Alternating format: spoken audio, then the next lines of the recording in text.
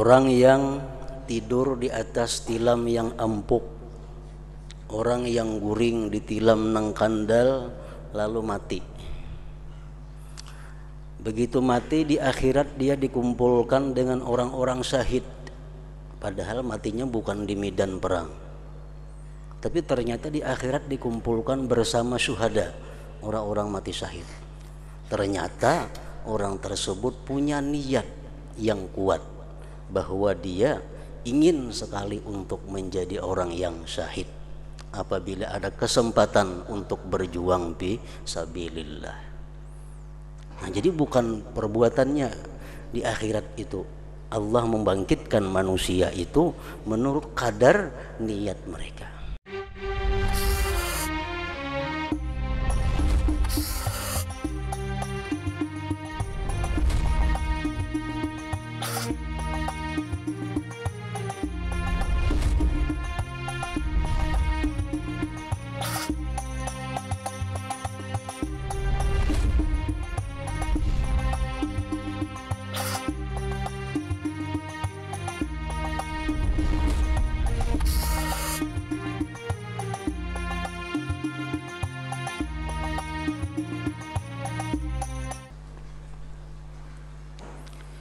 Bismillahirrahmanirrahim. Alhamdulillahi rabbil alamin. Wabihi nasta'in ala umuri dunya waddin. Wassalatu wassalamu ala sayyidina Muhammadin al-amin wa ala alihi wa sahbihi ajma'in. Qala al-musannif al-imam hujjatul islam Abu Hamid Muhammad bin Muhammad al-Ghazali rahimahullah wa nafa'ana bi ulumih. وقال عيسى عليه السلام طوبى لعين نامت ولا تهم بمعصية وانتبهت إلى غير إثم. وقال أبو هريرة يبعثون يوم القيامة على قدر نياتهم. وكان الفضيل بن عياض إذا قرأ ولنبلونكم حتى نعلم المجاهدين منكم والصابرين ونبلو أخباركم يبكي ويرددها ويقول إن بلوتنا فضحتنا وهتكت أستارنا. وقال الحسن إنما خلد أهل الجنة في الجنة وأهل النار في النار بالنجات. وقال أبو هريرة مكتوب في التوراة ما أريد به وجهي فقليله كثير وما أريد به غيري فكثيره قليل. وقال بلال بن سعد إن العبد لا يقول قول مؤمن فلا يدعه الله عز وجل وقوله حتى ينظر في عمله فإذا عمل لم يدعه الله حتى ينظر في ورائه فإن تورع لم يدعه حتى ينظر ماذا نوى فإذا صلحت نيته فبالحري أن يصلح ما دون ذلك فإذا إماد الأعمال النيات فالعمل مفتقر إلى النية ليصير بها خيرا والنية بنفسها خير وإن تعذر العمل بعائق إلى آخر. Makna daripada kalam Al-Imamul Ghazali rahimahullah wa nafa'ana bi ulumih. Nabi Isa alaihi salam bersabda, berbahagialah, beruntunglah artinya bagi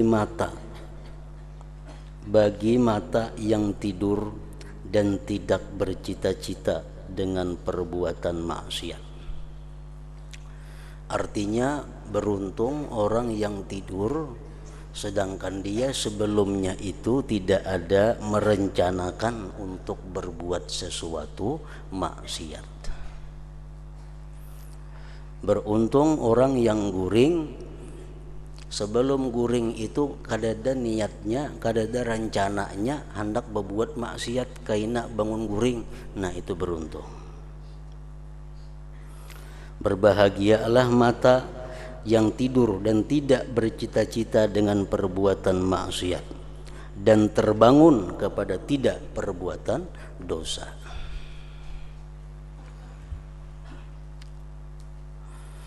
Abu Hurairah radhiyallahu anhu berkata, mereka manusia kelak akan dibangkitkan pada hari kiamat menurut kadar niat mereka.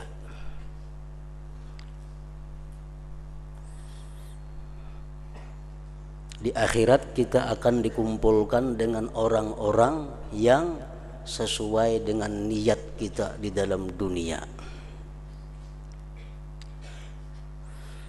Orang yang tidur di atas tilam yang empuk, orang yang guring di tilam nang kandal lalu mati. Begitu mati di akhirat dia dikumpulkan dengan orang-orang syahid. Padahal matinya bukan di medan perang. Tapi ternyata di akhirat dikumpulkan bersama syuhada, orang-orang mati syahid. Ternyata orang tersebut punya niat yang kuat bahwa dia ingin sekali untuk menjadi orang yang syahid apabila ada kesempatan untuk berjuang fi sabilillah. Nah, jadi bukan perbuatannya di akhirat itu. Allah membangkitkan manusia itu menurut kadar niat mereka. Andai kata ada perang sabilillah, aku umpat dan aku kepingin mati di sabilillah. Cuma kada ada orang berperang, niat sudah ada. Nah, satu malam dia meninggal dunia di rumah, itu orang di sisi Allah sebagai syahid.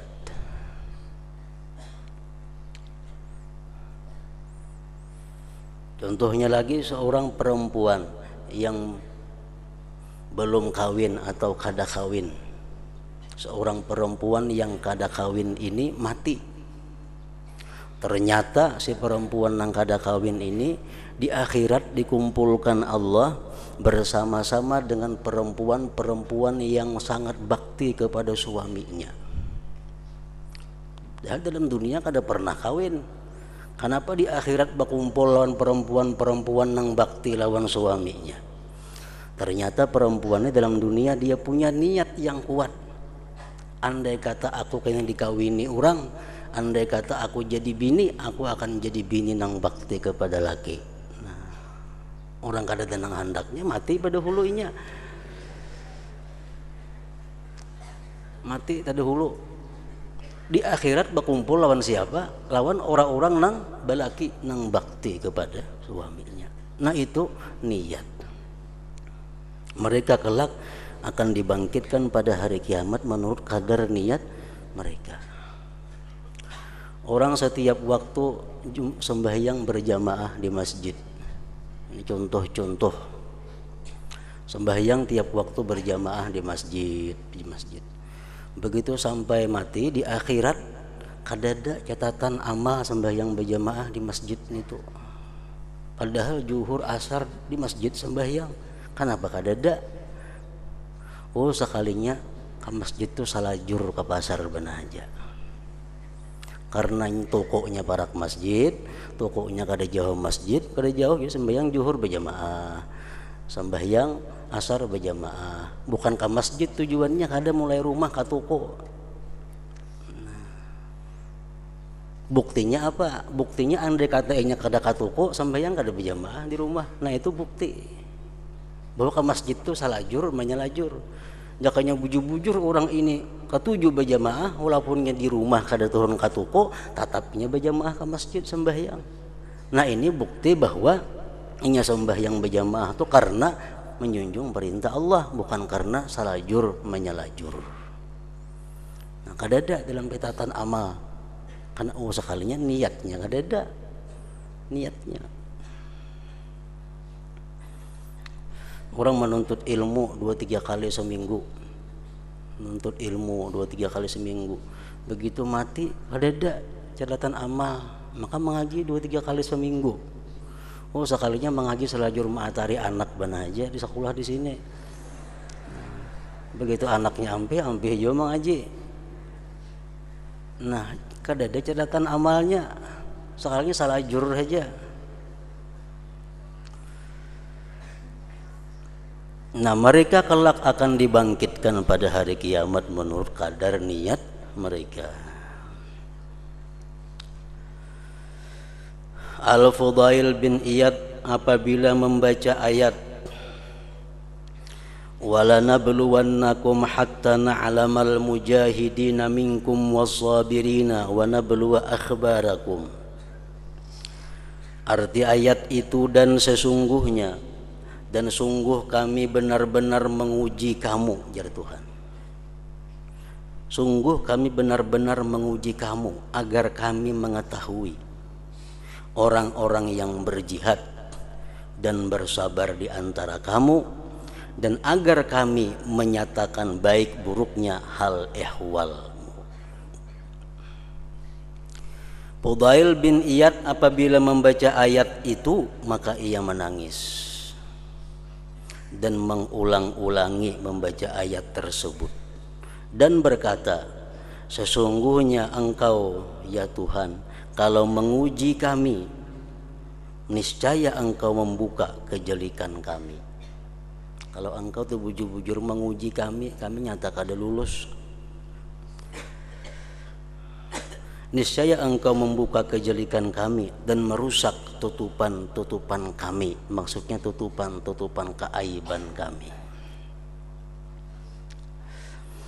Al-Hasan berkata, sesungguhnya penghuni surga kekal di surga dan penghuni neraka kekal di neraka disebabkan niat. Macam kita punya niat beribadah kepada Allah, patuh kepada Allah, seumur berapakah diberi Allah? Walaupun kita diberi Tuhan umur sampai hari kiamat, tetap kita patuh kepada Allah. Niat kita macam itu kan. Nah oleh karena itu kita andai kata ke surga, kita mati kekal dalam surga. Kenapa? Karena niat kita kekal dahulu dalam dunia. Nah orang-orang kafir pun macam itu juga. Orang kafir itu menyembah berhala 50 tahun, mati 50 tahun menyembah berhala, tapi di nerakanya kekal. Kenapa? Karena hatinya sudah bertunggu. Andai kata dia sepanjang masa diberi umur, dia akan tetap menyembah berhala. Nah, jadi niat. Sesungguhnya penghuni surga kekal di surga dan penghuni neraka kekal di neraka disebabkan niat tadi. Abu Hurairah radhiyallahu anhu berkata, tertulis dalam kitab Taurat, apa yang dikehendaki keridhaanku maka sedikitnya adalah banyak, dan apa yang dikehendaki selainku maka banyaknya adalah sedikit. Amal perbuatan yang walaupun kecil tapi dengan tujuan mencari keridhaan Allah, walaupun amalnya sedikit tapi nilainya sangat besar di sisi Allah Subhanahu wa ta'ala. Amal yang banyak tapi niatnya kada karena Allah menjadi sedikit. Dan apa yang dikehendaki selainku maka banyaknya itu amal adalah sedikit hukumnya di sisi Allah Subhanahu wa ta'ala. Bilal bin Sa'ad berkata, sesungguhnya hamba itu mengatakan perkataan seorang mukmin, maka Allah tidak meninggalkannya dan perkataannya sehingga dia melihat pada amal perbuatannya. Kita berkata seperti perkataan orang beriman. Contohnya kayak apa? Jar kita berkata dengan hati kita dan lisan kita, kita berkata bahwa aku andai kata mempunyai duit 100.000, maka akan aku berikan kepada orang fakir miskin 50.000 sadan aku. Nah perkataan kita itu tidak akan ditinggalkan Allah, tidak akan dihapuskan Allah. Perkataan itu tidak akan disia-siakan oleh Allah. Bila aku dapat duit 100.000, 50.000 disedekahkan untuk fakir miskin. Nah perkataan seperti itu, perkataan orang yang beriman, Allah tidak akan meninggalkan itu sehingga dia melihat pada amal perbuatannya. Jadi perkataan itu dicatat oleh Allah, dicatat, ditulis sampai inya kena beramal seperti itu. Apabila ia beramal, dapat 100.000 duit, disedekahkannya 50.000 untuk fakir miskin, 50.000 saganinya, maka Allah tidak meninggalkannya. Dicatat oleh Allah, inya sudah berniat tadi, inya sudah melakukan, dicatat Allah tidak akan meninggalkannya, sehingga dia melihat kepada sehingga dia melihat pada waraknya. Waraknya orang ini macam apa? Waraknya orang ini macam apa? Duit yang diberikannya dari apa hasilnya? Duit yang diberikan disedekahkannya dapat dari mana? Nah, Allah selidiki itunya, Allah ketahui itunya. Apabila ia wara, ternyata duit 100.000 duit yang baik, yang halal, nah, maka Allah tidak meninggalkannya. Allah catat lagi bahwa ini adalah duit dari hasil yang halal,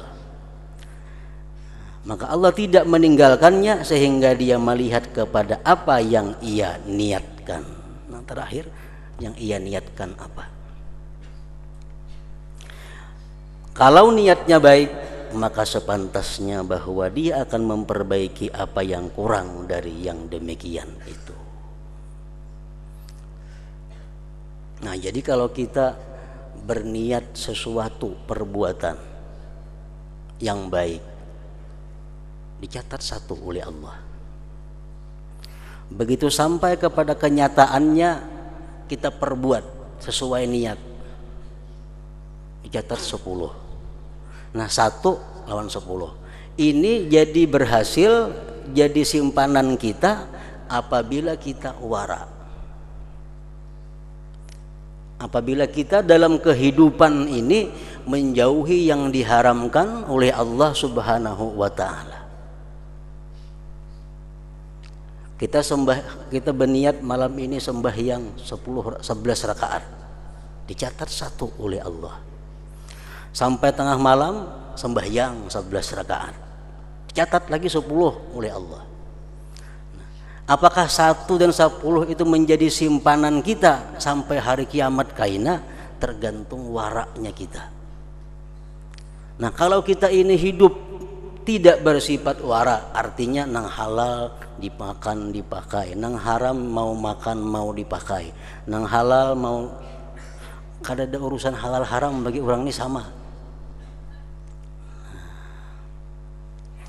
Bila dia wara, itu ada harapan untuk diterima oleh Allah. Bila kada wara, orang ini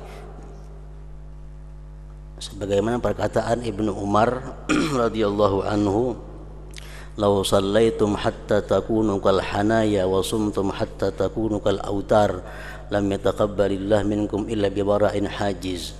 Andai kata kamu sembahyang sehingga kamu itu bungkuk seperti busur panah. Kan orang memanah tuh kan bingkuk lonan sininya, bingkuk. Awak kita bungkuk katuhukan sembahyang.